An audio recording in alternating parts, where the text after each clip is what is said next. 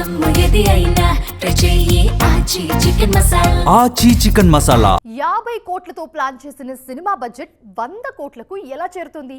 దానికి నిర్మాతే కారణమా? ఓటీటీ మత్తులో పడి మేకింగ్ పై పట్టు కోల్పోతున్నారా? అదనపు డబ్బు మాయలో అసలైన సినిమాను వదిలేస్తున్నారా? బడ్జెట్ పెరగడానికి, వర్కింగ్ డేస్ పై నిర్మాత కళ్ళం వదిలేయడానికి ఓటీటీ మెయిన్ రీజన్ అవుతుందా? నిర్మాతలో ఈ తప్పులకు రీజన్ ఏంటో ఎక్స్క్లూజివ్గా చూద్దాం రండి. కరోనా ముందు వరకు ఓటీటీ మార్కెట్ అంటే ఎవరికీ పెద్దగా ఐడియా లేదు. కానీ ఎప్పుడైతే కోవిడ్ వచ్చిందో అప్పట్నుంచే డిజిటల్ మార్కెట్ పెరిగిపోయింది. అప్పట్నుంచే మన సినిమాల ఓటీటీ రైట్స్ కి రెక్కలొచ్చాయి. ఈ గ్యాప్లో హీరోల రెమ్యూనరేషన్స్ మాత్రమే కాదు, సినిమా బడ్జెట్లు కూడా లెక్కాపత్ర లేకుండా పెరిగిపోయాయి. కరోనాకు ముందు ఓ స్టార్ హీరోతో భారీ బడ్జెట్ సినిమా చేయాలంటే 100 కోట్లుంటే సరిపోయేది. కానీ ఓటీటీ మార్కెట్ పెరిగాక మీడియం రేంజ్ సినిమాకే 100 కోట్లవుతోంది. కనీసం 15 నుంచి 20 కోట్లు పెడితే కానీ ఓ చిన్న సినిమా రెడీ కావట్లేదంటే పరిస్థితి ఎలా ఉందో అర్థమైపోతుంది.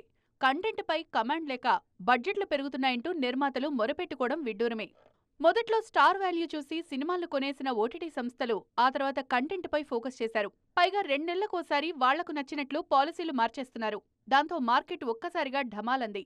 ఇది మిడ్ రేంజ్ హీరోల సినిమాలపై ఎఫెక్ట్ భారీగా చూపించింది. అందుకే మీడియం రేంజ్ హీరోలే కాదు, పెద్ద సినిమాలకు కూడా తిప్పలు తప్పట్లేదు. ఓటీటీ డీల్ పూర్తయితే గానీ షూటింగ్స్ పూర్తి చేయట్లేదు, రిలీజ్ డేట్స్ అనౌన్స్ చేయట్లేదు నిర్మాతలు. టాక్సిక్, విశ్వంభర సైతం ఈ లిస్టులో ఉన్నాయి. మరోవైపు 50 రోజుల్లో చేయాల్సిన షూట్ 100 రోజులవుతుంది. దాంతో బడ్జెట్ తడిసి మోపెడవుతోంది. రిలీజ్కి ముందే ఓటీటీ డీల్ క్లోజ్ అవడం అతి కొద్ది మంది హీరోలకే సాధ్యం. అన్నింటికీ అలా జరగడం కష్టం. అందుకే కంటెంట్ బలంగా ఉంటేనే అన్నీ బాగుంటాయనేది